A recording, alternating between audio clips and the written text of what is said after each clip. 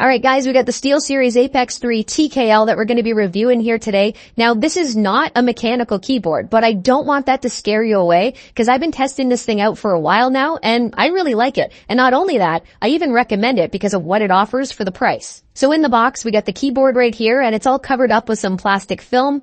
We got our USB cable here and it's not braided, nothing fancy. It's a plain rubber, but it's actually nice and thick and it feels well made. And then we got this little installation guide here as well. There's just no way to do this review without mentioning plastic. We have a plastic frame, a plastic faceplate, plastic bottom, plastic keycaps, plastic membrane. You name it, it's plastic.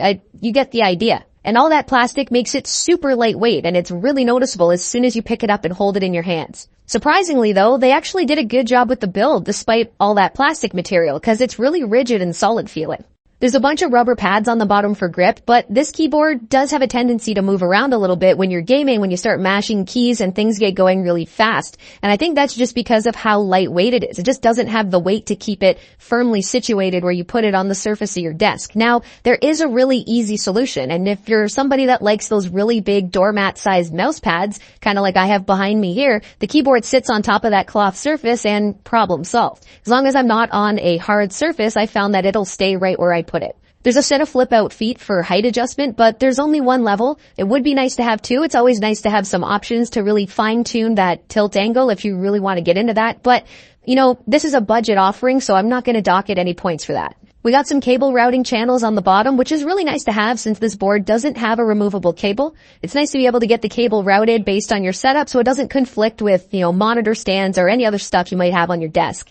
A nice bonus on a board in this class is dedicated media keys. We got the volume wheel and this little multi-button. Press it once to play or pause, twice to skip forward, and then 3 times to go to the previous track. I will say that I found it a little bit weird having to triple press that button to go to the previous track when you're listening to music or something like that. Doesn't seem like the most intuitive way to cycle through songs or whatever. That said, it is a lot better than not having any dedicated multimedia keys at all. That's definitely for sure, but it is one area that I think they could have improved on this board. Some dedicated keys for forwards, back, play, pause, and all that sort of stuff would have went a long way. As for the rest of the keys, we have what seem to be standard ABS keycaps, but they do have a really solid feel to them because it seems like the injection mold is like extra thick. There's a lot of material there making these things feel a lot stronger than your standard ABS keycap.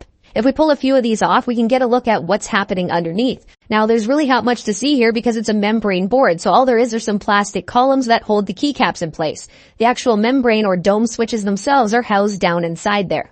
I know a lot of gamers are just going to straight up laugh at the idea of having a membrane keyboard these days, but, I really don't think that's justified. Yeah, they're not going to be as fast as linear mechanical switches, not even close, but that's really not what it's all about. With these membrane designs, it's all about the feel and the sound. Key presses are soft and pillowy feeling, and you get a little bit of a tactile bump in there as you engage a press. It's a soft and comfortable typing and gaming experience. And when it comes to the sound, they're some of the quietest switches that you can get.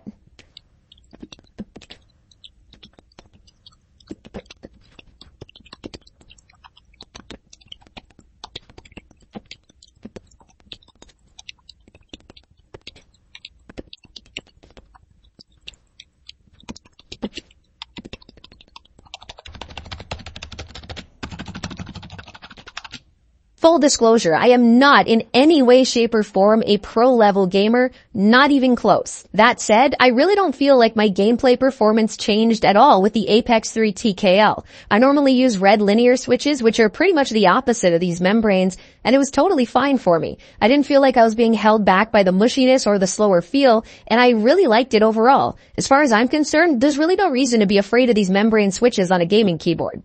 Now let's talk about that one feature that definitely will make you a better gamer, the RGB lighting. SteelSeries did a good job making the RGB bright and vibrant. The space between the frame and the underside of the keys just pours light out and gives this look like the keys are floating above the board, and I'm really impressed by it overall, except for the number of presets that are available. The SteelSeries engine software seems pretty lacking in terms of lighting options. I'm not sure if there's going to be more added down the line in the future, but as of right now, the choices are pretty slim. And as you'd expect, SteelSeries Engine has options for key remapping, macro programming, and basic stuff like that. One other feature that this board has that I think is kind of cool is that it's apparently water resistant. So if you're somebody that has a bad habit of spilling stuff all over your keyboard, then hey, maybe this one's for you. I like what SteelSeries is doing here with the Apex 3 TKL. It offers the features that gamers want, and those membrane switches are actually really nice to use for typing and gaming. It's not perfect, and it's definitely not going to outperform a $250 top-of-the-line mechanical board. But at this price point, it does offer good performance and value, and that makes it worth considering. MSRP is $45 US. Leave us a comment and tell everybody what you think about this board and whether or not you would consider using membrane switches these days. I think it's totally fine, but I'm really curious what everybody else thinks. And consider subscribing and give the video a thumbs up on your way out. And we'll see you soon.